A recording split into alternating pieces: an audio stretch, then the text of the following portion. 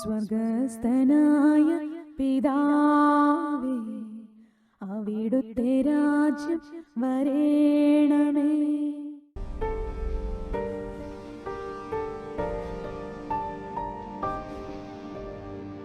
കർത്താവിൻ്റെ പീഡാ സഹനത്തിൻ്റെ ആഴ്ചയിലൂടെ നാം കടന്നു പോകണമെന്ന് ബുധനാഴ്ചയാണ്. നാളെ പെസഹ വ്യാഴാഴ്ചയാണ്.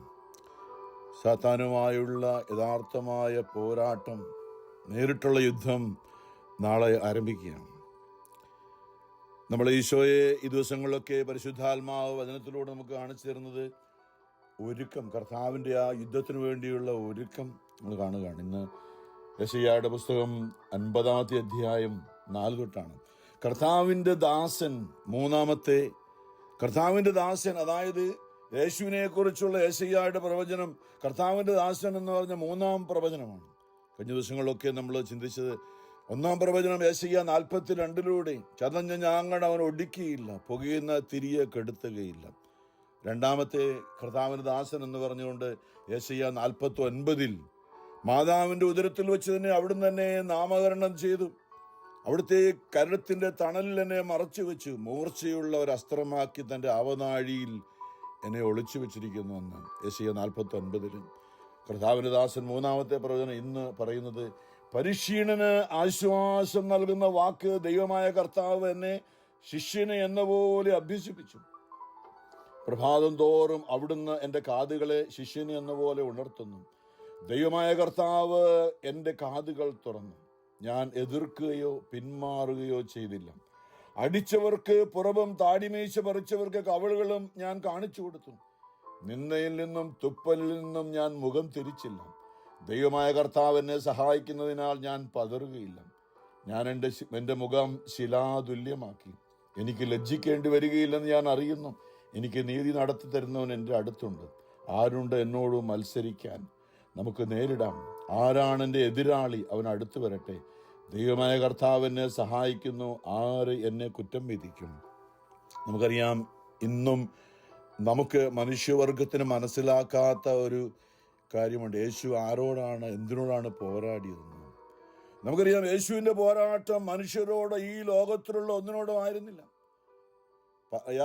സക്കറിയ പ്രവാചകൻ 4:6 ഇങ്ങനെ പറയുന്നുണ്ട്, കരബലത്താലല്ല സൈന്യബലത്താലുമല്ല എൻ്റെ ആത്മാവിനാലാണ് എന്ന്.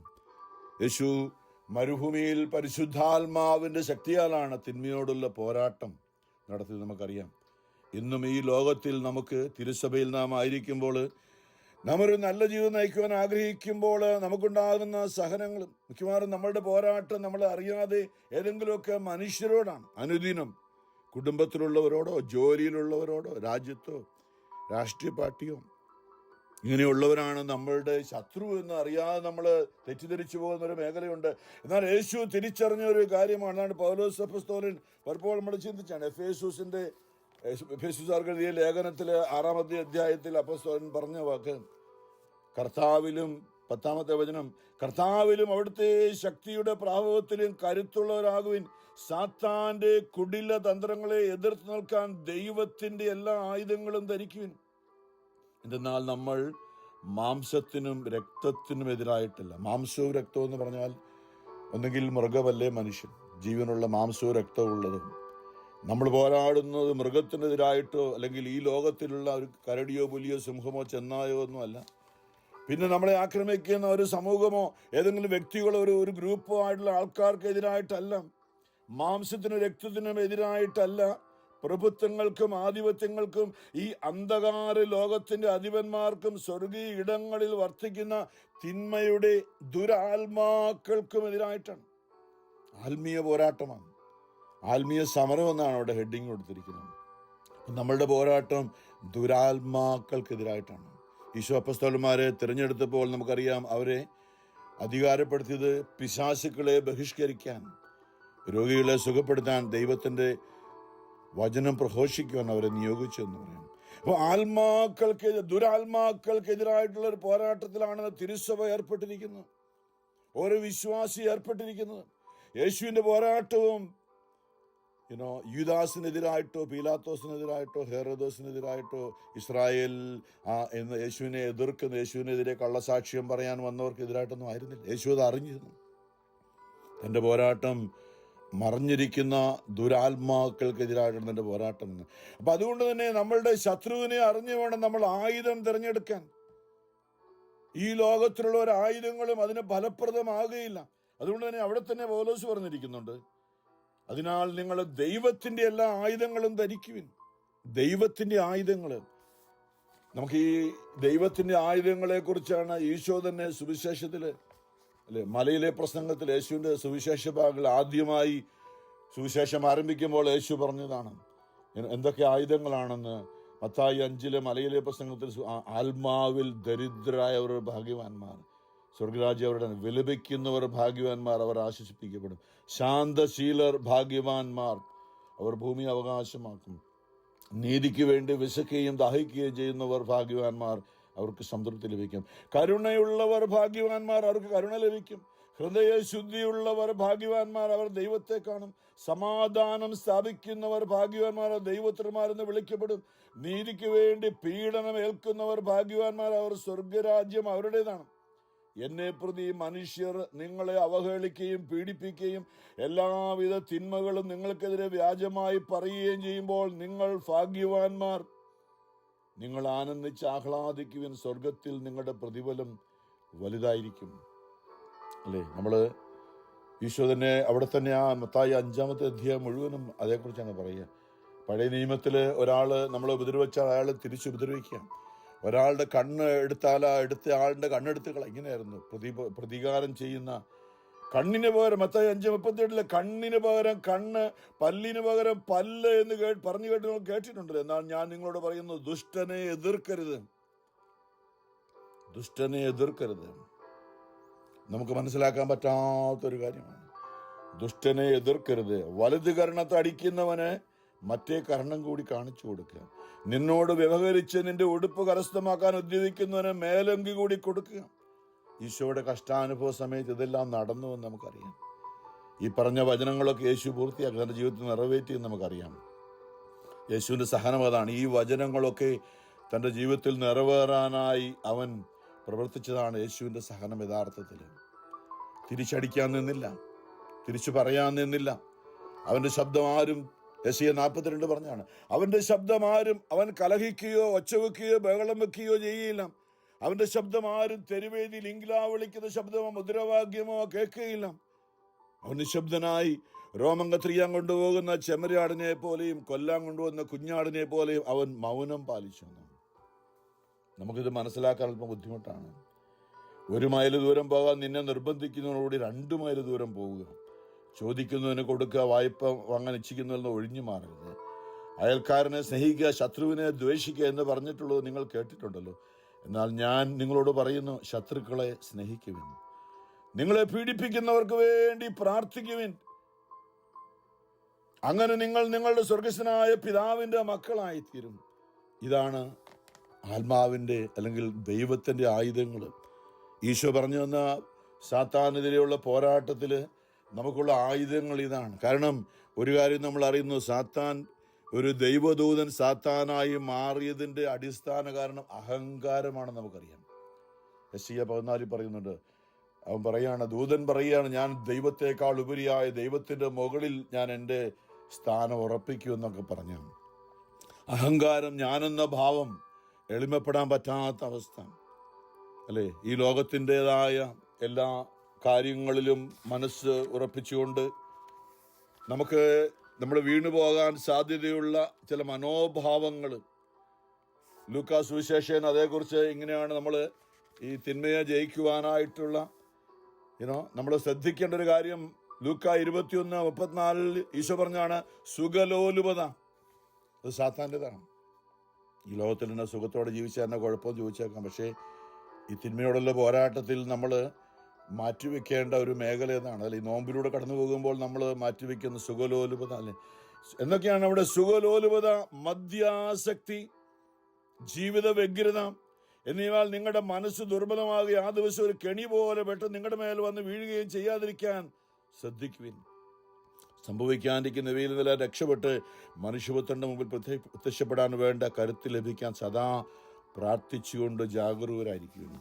അപ്പോൾ ഈ തിന്മയോട് പോരാടാൻ, തിന്മയുടെ സ്വഭാവം നമുക്കറിയാം അല്ലെ. സാത്താൻ അഹങ്കാരിയാണ്, നമുക്കറിയാം അല്ലെ. ഈ പരിശുദ്ധാത്മാവിന്റെ ഫലങ്ങളെ കുറിച്ച് ഗലാത്യർ 5 പലപ്പോഴും നമ്മൾ ചിന്തിച്ചാണ്. നമ്മുടെ ആത്മാവിന്റെ ആയുധങ്ങൾ മനസ്സിലാക്കണമെങ്കിൽ ഗലാത്യർ 5 ആത്മാവിന്റെ ഫലങ്ങൾ, ആയുധങ്ങൾ: സ്നേഹം, ആനന്ദം, സമാധാനം, ക്ഷമ, ദയ, നന്മ, വിശ്വസ്തത, സൗമ്യത, ആത്മസംയമനം. ഇവയാണ്. ഇവയ്ക്കെതിരെ ഒരു നിയമവുമില്ല, ഇവയ്ക്കെതിരെ ആയുധമില്ലെന്ന് വേണം പറയാം. ക്രിസ്തുവിനുള്ളവൻ തങ്ങളുടെ ജഡത്തെ അതിൻ്റെ വികാരങ്ങളോടും മോഹങ്ങളോടും കൂടെ ക്രൂശിച്ചിരിക്കുന്നു. നമ്മൾ ആത്മാവിലാണ് ജീവിക്കുന്നതെങ്കിൽ നമുക്ക് ആത്മാവിൽ വ്യാപരിക്കാൻ. നാം പരസ്പരം പ്രകോപിപ്പിക്കുന്നവരും അസൂയപ്പെടുന്നവരും വ്യർത്ഥാഭിമാനികളും ആകാതിരിക്കട്ടെ. എന്നാൽ സാത്താന്റെ കയ്യിലുള്ള ആയുധങ്ങൾ, നമ്മളിന്ന് സാധാരണ ഉപയോഗിക്കുന്ന, ലോകത്തിൽ എല്ലാ മനുഷ്യരെടുത്ത് ഉപയോഗിക്കുന്ന ആയുധങ്ങൾ എന്തൊക്കെയാണെന്ന് നമുക്കറിയാം. നമ്മൾ വീണു പോകുന്ന അല്ലെങ്കിൽ കെണിയിൽപ്പെട്ട് നമ്മളറിയാതെ ഉപയോഗിക്കുന്ന ആയുധങ്ങൾ. അതിൻ്റെ മുകളിൽ ഗലാത്യർ 5:19 പറഞ്ഞിട്ടുണ്ട്. ജഡത്തിന്റെ വ്യാപാരങ്ങൾ എന്ന് പറഞ്ഞ് വ്യഭിചാരം അല്ലേ. നമുക്ക് എന്ത് വേണമെങ്കിലും ആകാം, നിയമമൊന്നുമില്ല, അതൊന്നും അങ്ങനെയൊന്നും കുഴപ്പമില്ല, ഇഷ്ടം പോലെ ജീവിക്കാം. വ്യഭിചാരം, അശുദ്ധി, ദുർവൃത്തി, വിഗ്രഹാരാധന, ആഭിചാരം, ശത്രുത, കലഹം, അസൂയ, കോപം, മാത്സര്യം, ഭിന്നത, വിഭാഗചിന്ത, വിദ്വേഷം, മദ്യപാനം, മധുരോത്സവം, ഇവയും യദൃശ്യമായ മറ്റു പ്രവൃത്തികളുമാണ്. ഇത്തരം പ്രവൃത്തികളിൽ ഏർപ്പെടുന്നവരെ ദൈവരാജ്യം അവകാശപ്പെടുത്തിയില്ലെന്ന് മുമ്പ് ഞാൻ നിങ്ങൾക്ക് നൽകിയ താക്കീത് ഇപ്പോഴും ആവർത്തിക്കുന്നു. അപ്പോൾ ഈ തിന്മയുടേതായ ഈ ആയുധങ്ങളെ, ആ കാര്യങ്ങളെ നേരിടുവാൻ നമുക്ക് ആവശ്യമുള്ള പരിശുദ്ധാത്മ, അല്ലെങ്കിൽ ദൈവത്തിന്റെ ആയുധങ്ങൾ.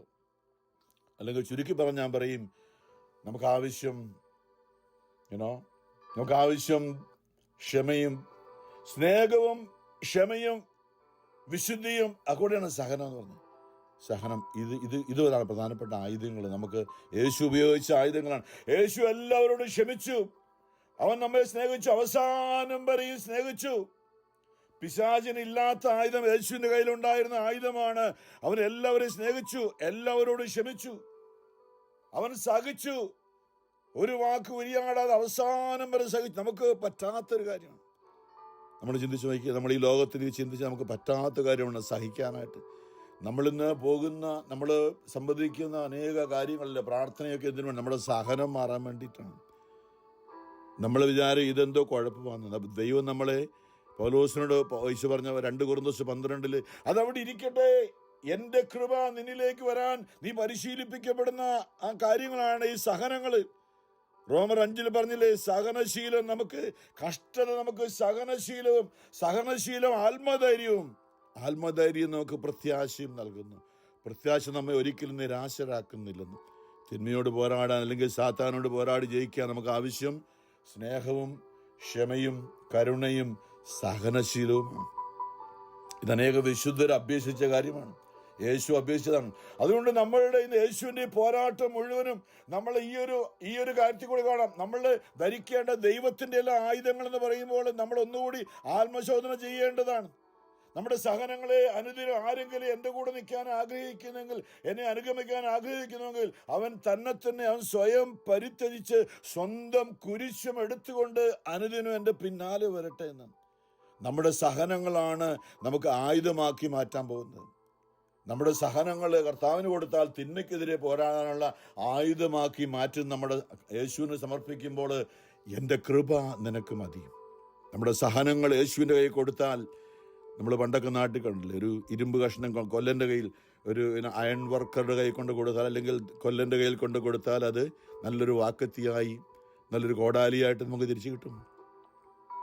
നമ്മൾ യേശുവിൻ്റെ കയ്യിലേക്ക് നമ്മുടെ സഹനങ്ങളെ കൊടുത്താൽ തിന്മയോട് പോരാടാനുള്ള കൃപ, നമ്മുടെ കർത്താവായ യേശു മിശിഹായുടെ കൃപ, പിതാവായ ദൈവത്തിന്റെ സ്നേഹം, പരിശുദ്ധാത്മാവിന്റെ നമ്മളിലുള്ള സാന്നിധ്യം. ഞങ്ങളവരെ നമ്മൾ യേശു ഈ ദിവസങ്ങളിലൊക്കെ ഇതിനു വേണ്ടിയാണ് ഇന്ന് യേശയ്യ പറഞ്ഞത്. അവൻ ഒരുങ്ങുകയായിരുന്നു. പ്രഭാതം തോറും യേശയ്യ 50 എന്ന് പറഞ്ഞതിൽ ദൈവം അടിച്ചവർക്ക് പുറവും, അല്ലേ, എന്തുമാത്രം അടി കൊണ്ടൊന്നും തിരിച്ചു പറയുന്നില്ല. അടിച്ചവർക്ക് പുറവും, താടിമീശ പറിച്ചവർക്ക് കവളുകളും ഞാൻ കാണിച്ചു കൊടുത്തു. നിന്നയിൽ നിന്നും തുപ്പലിൽ നിന്നും ഞാൻ മുഖം തിരിച്ചില്ല. ഇന്ന് ജോർജിയ സ്റ്റേറ്റിന് വേണ്ടി അറ്റ്ലാന്റയിൽ നിന്ന് സാലി പൈസ് പ്രാർത്ഥന ആരംഭിച്ചപ്പോൾ ഈശോ തന്നെ ആത്മാവില് ദാവീദിനെ ഞാൻ പ്രവർത്തിക്കുന്ന പോലെ ദാവീദിന്റെ ഉള്ളിൽ യേശുവിന്റെ ആത്മാവാണ് ഈ സങ്കീർത്തനങ്ങളൊക്കെ രചിച്ചത്. വചനമാണ് യേശു. വചനം മാംസം ധരിച്ച് ഭൂമിയിലേക്ക് വന്നതാണ് യേശു. അതിനു മുമ്പ് അവൻ വചനമായിരുന്നു. അവനെ സങ്കീർത്തനങ്ങളിലും പഴയ നിയമത്തിലെ സകല പഞ്ചഗ്രന്ഥികളിലും സകല നിയമാവർത്തനം മുതൽ ഇങ്ങോട്ട് എല്ലാ പ്രപഞ്ചം മുഴുവൻ, അല്ലെങ്കിൽ ഉൽപ്പത്തി മുതൽ വചനത്തിൽ മറഞ്ഞിരുന്നവൻ മാംസം ധരിച്ചു വന്നതാണ് യേശു ക്രിസ്തു. അപ്പൊ സങ്കീർത്തനങ്ങള് യേശു തന്നെയാണ് ദാവീദിന്റെ ഉള്ളിലിരുന്നുകൊണ്ട് രചിച്ചത്. ഇന്ന് നമ്മൾ ഈ യെശയ്യാ 50 അവിടെ വായിക്കുന്ന മുഴുവൻ വായിക്കുന്നതിന് കുറെ കാണുന്നവരെല്ലാം യെശയ്യാ പറഞ്ഞത് സങ്കീർത്തനം 22 സാരി ഓർപ്പിച്ചതായിരുന്നു. കാണുന്നവരെല്ലാം എന്നെ അവഹേളിക്കുന്നു, അവർ കൊഞ്ഞനം കാട്ടുകയും പരിഹസിച്ചുകൊണ്ട് തലയാട്ടുകയും ചെയ്യുന്നു. അവൻ കർത്താവിൽ ആശ്രയിച്ചല്ലോ, അവിടുന്ന് അവനെ രക്ഷിക്കട്ടെ, അവിടുന്ന് അവനെ സ്വതന്ത്രനാക്കട്ടെ, അവനിൽ അവിടുത്തെ പ്രസാദം ഉണ്ടല്ലോ എന്ന് അവൻ പറയുന്നു. വീണ്ടും നമ്മൾ എൻ്റെ 15 വായിക്കുകയാണ്. എൻ്റെ അണ്ണാക്ക് ഓടിൻ്റെ കഷ്ണം പോലെ വരണ്ടിരിക്കുന്നു, എൻ്റെ നാവ് അണ്ണാക്കിൽ ഒട്ടിയിരിക്കുന്നു. അവിടുന്ന് തന്നെ മരണത്തിൻ്റെ പൂഴിയിൽ ഉപേക്ഷിച്ചിരിക്കുന്നു. നായ്ക്കൾ എൻ്റെ ചുറ്റും കൂടിയിരിക്കുന്നു, അധർമ്മികളുടെ സംഘം എന്നെ വളഞ്ഞിരിക്കുന്നു. ഇതെല്ലാം യേശുവിൻ്റെ കഷ്ടാനുഭവ സമയത്ത് നിറവേറിയതാണ്. ഈ വചനങ്ങളൊക്കെയും ആ വചനം പൂർത്തീകരിക്കുവാനാണ് അവൻ സഹിച്ചത് എന്ന് വേണേൽ പറയാം. ആ വചനം നിറവേറുകയാണ്. അതിനുവേണ്ടിയായിരുന്നു സഹനം. അവരെൻ്റെ കൈകാലുകൾ കുത്തിത്തുളച്ചു, എൻ്റെ അസ്ഥികൾ എനിക്ക് എണ്ണാവുന്ന വിധത്തിലായി അവരെന്നെ തുറിച്ചു നോക്കുന്നു. അവരെൻ്റെ വസ്ത്രങ്ങൾ പങ്കിട്ടെടുക്കുന്നു, അവരെൻ്റെ അങ്കിക്കായി അവർ നറുക്കിടുന്നു. കർത്താവേ, എനിക്ക് തുണയായവനെ എൻ്റെ സഹായത്തിന് വേഗം വരണമേ. ഈ സങ്കീർത്തനം 69 ഇന്ന് ആഗോള സഭയിലെ പ്രതിവചന സങ്കീർത്തനം. അവിടെയും ദാവീദിന്റെ സങ്കീർത്തനം ഇത് തന്നെയാണ്.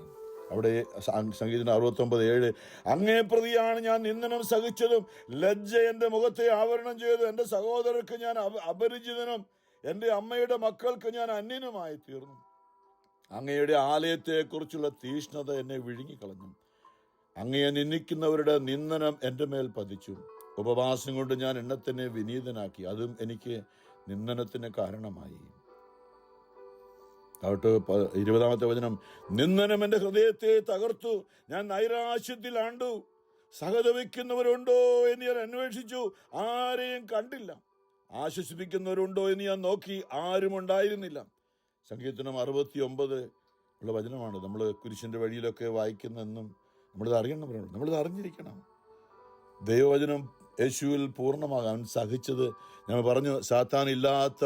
സാത്താന് സഹിക്കാൻ പറ്റില്ല, ക്ഷമിക്കാൻ പറ്റില്ല, സ്നേഹിക്കാൻ പറ്റില്ല, കരുണ കാണിക്കാൻ പറ്റില്ല. ഈശോ ഉപയോഗിച്ചത് ഈ ആയുധങ്ങളാണ്. അപ്പൊ നമുക്ക് ഈ ലോകത്തിൽ പിടിച്ചു നിൽക്കണമെങ്കിൽ നമ്മൾ അറിയണം, നമ്മൾ സ്നേഹിക്കുവാനും ക്ഷമിക്കുവാനും സഹിക്കുവാനും കരുണ കാണിക്കുവാനും ഇത് മതി. വേറെ ആയുധങ്ങളും നമുക്ക് വേണ്ട.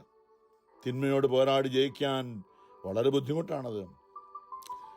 ആശ്വസിപ്പിക്കാൻ ആരും ഉണ്ടായിരുന്നില്ല. ഭക്ഷണമായി അവരെനിക്ക് വിഷം തന്നു, ദാഹത്തിന് അവരെനിക്ക് വിനാഗിരി തന്നു. ഇതെല്ലാം നിറവേറി യേശുവിൻ്റെ ജീവിതത്തിൽ. പ്രിയമുള്ളവരെ, അതെ, ഈ ആഴ്ചയിൽ നാം നാളെ മുതൽ കൊണ്ട് ഈ വചനങ്ങളെല്ലാം നിറവേറുകയാണ്. അത് നമ്മൾ തിരിച്ചറിയണം. അപ്പം നമ്മൾ കർത്താവിൻ്റെ ആയുധങ്ങൾ സുവിശേഷമെന്ന് മത്തായി 26 യൂദാസിന്റെ വഞ്ചന നമ്മൾ കഴിഞ്ഞ ചിന്തിച്ചു തന്നെയായിരുന്നു. യേശു യൂദാസിനെ സ്നേഹിത എന്ന് വിളിച്ചുകൊണ്ടാണ് തന്നെ ഒറ്റക്കൊടുക്കുന്ന. കൂടെ നടന്നവൻ തന്നെ ഒറ്റക്കൊടുക്കുമ്പോൾ ചുംബിച്ചുകൊണ്ട് കാണിച്ചു. അവൻ അറിയാം, നിങ്ങളുടെ ഒരുവൻ എന്നെ ഒറ്റക്കൊടുക്കുമെന്ന് ഈശോ നേരത്തെ ഇത് അവിടെ എന്ന് പറഞ്ഞിട്ടുണ്ട്. 30 വെള്ളിക്കാശിന് വേണ്ടിയാണ് യൂദാസ്, ഞാൻ പറയും മനഃപൂർവ്വം, നിനക്ക് ചിന്തിച്ചത് മനഃപൂർവ്വമല്ല, അവൻ്റെ തലയിൽ തിന്മ കയറിയിട്ടാണ്. യേശു പറഞ്ഞു നിങ്ങളൊരു ഒറ്റക്കൊടുക്കുന്നൊക്കെ യുദാസിന് ഒരു മാനസാന്തരം ഉണ്ടാകാൻ വേണ്ടിയിട്ടാണ്. യേശുവിനെ അറിയാം അവൻ തന്നെ ഒറ്റക്കൊടുക്കുന്നു. പ്രിയമുള്ളവരെ, അപ്പം അതുകൊണ്ട് നമ്മൾ ഈ പൂർണ്ണമായ ഹൃദയത്തിലൊന്ന് ഗ്രഹിക്കാനായിട്ട്, അല്ലെ, നമ്മളിന്ന് ലോകത്തിൽ നമ്മളെടുക്കുന്ന ഒന്ന് ചിന്തിക്കാൻ, ഞാൻ എടുക്കുന്ന ആയുധം തിന്മയ്ക്കെതിരെ പോരാടാൻ. സഭ ആക്രമിക്കപ്പെടുമ്പോൾ, അല്ലെ, എൻ്റെ വ്യക്തിപരമായ ജീവിതത്തിൽ ഞാൻ തിന്മ ആക്രമിക്കുമ്പോൾ ഞാൻ എടുക്കുന്ന ആയുധം എന്താണ്? യേശു എടുത്ത ആയുധമാണോ? മത്തായി 5 ഇല്ലേ, യെശയ്യാ കർത്താവിൻ്റെ ദാസൻ എന്ന് പറഞ്ഞതും എഫേസ്യസ് 6 നമ്മൾ കേട്ട വചനങ്ങൾ നമ്മുടെ ഹൃദയത്തിൽ, അല്ലേ, കർത്താവേ നിന്റെ പീഡകൾ, നിന്റെ തിരുമുറിവുകൾ എൻ്റെ ഹൃദയത്തിൽ പതിപ്പിച്ചുറപ്പിക്കണം എന്ന് പറയുമ്പോൾ അതിൻ്റെ അർത്ഥം ഇത് തന്നെയാണ്. സഹിക്കുവാനും ക്ഷമിക്കുവാനും പൊറുക്കുവാനും ഒക്കെ ഉള്ള കൃപ ക്രിസ്ത്യാനികളായി ജീവിക്കുന്ന ഞങ്ങൾക്ക് തിന്മയോട് പോരാടി ജയിക്കുവാൻ ഈ കാലഘട്ടങ്ങളിൽ ഞങ്ങൾക്ക് തരണമേ. പരിശുദ്ധ പരമാ ദൈവകാരുണ്യനാഥനായ ഈശോയ്ക്ക് എന്നേരവും ആരാധനയും സ്തുതിയും പുകഴ്ചയും ഉണ്ടായിരിക്കട്ടെ.